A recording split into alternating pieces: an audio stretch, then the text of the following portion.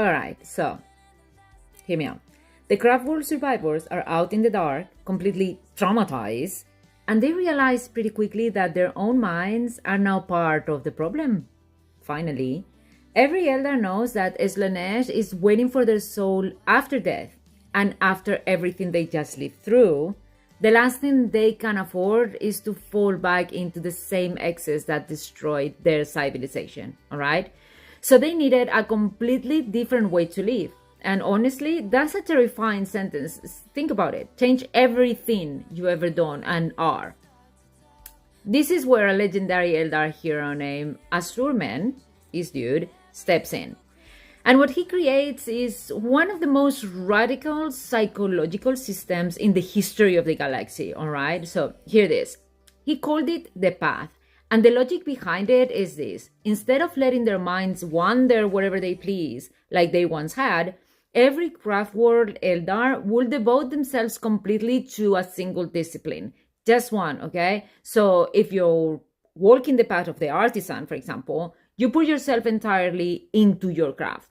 If you are on the path of the healer, your whole focus is medicine. You know, when you have ADHD and you find a new hobby and you just do that, like that, but forever. So every ounce of that intense Eldar discipline is channeled into one purpose, okay? Shutting out everything else. And when you have truly mastered that path, you leave it behind and begin another. Oh, then it's like ADHD though. Okay, well, anyway, most of the dangerous path, the one that was most dangerous was the path of the warrior. Asurmen gathered the strongest survivors and founded the first aspect warrior shrines, okay, teaching them how to wear what he called the war mask.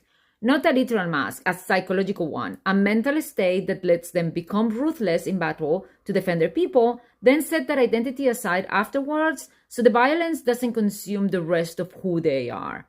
All right. So this whole system is exhausting. It strips away almost everything spontaneous and carefree about being Eldar.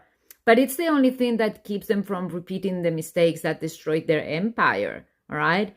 The craft worlds stop being refugee ships and become like this something closer to armed monasteries. Okay.